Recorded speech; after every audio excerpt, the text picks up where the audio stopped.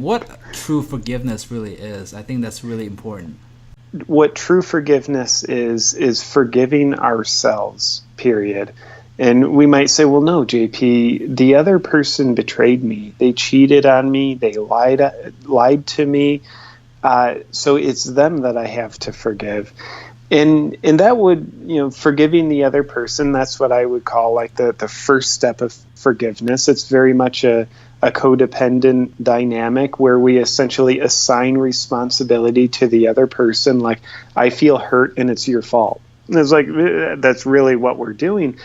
And that's not really a bad step. I think it's an important step, but it's not where we want to land.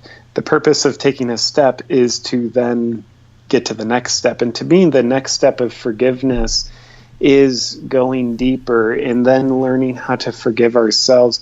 How did we betray ourselves?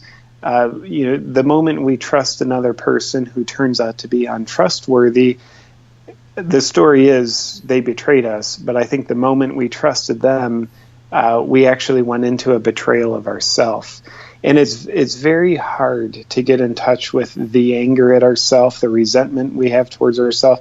And in my experience, so many of us have shame towards ourselves, shame that I was stupid enough to not see this coming. In that true forgiveness, forgiving of ourselves, that to me is where we take our power back. Because if we get stuck in the first step of forgiveness where, okay, well, I forgive you, or I don't forgive you. But either way, we're giving our power away to another person. We're basically saying, you made me feel this way, and now I'm going to allow you to be whole again by granting you forgiveness. So to me, that's giving our power away. And I think true forgiveness is a very empowering step because we're reclaiming our power that we once lost. And the power basically says, I am the one that makes me feel how I feel. To blame someone else for that is a stage we all go through, but it's ultimately disempowering.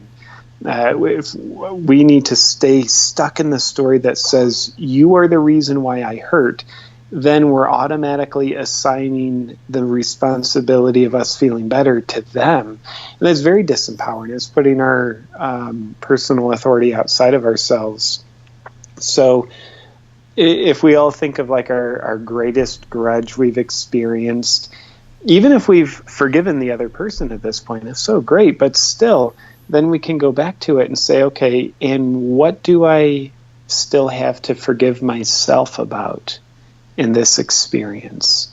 It's an important question, and one of the reasons why our minds sometimes don't like to address that is it forces us to not dwell in a place of victimization. I mean, when we're talking about what do I need to forgive myself about, it's impossible to stay a victim when we're adopting that mindset. But we get to stay a victim when we say, they did this to me, they hurt me, they're the reason why I hurt, why I lost my faith. So we stay a victim. And I don't, being a victim, it's an appropriate stage of pain and trauma and wounding. And I think we all know, looking at other people, and hopefully we can see it in ourselves too, because we've all done it, we can get stuck in being a victim. And being stuck in being a victim isn't a great place to be.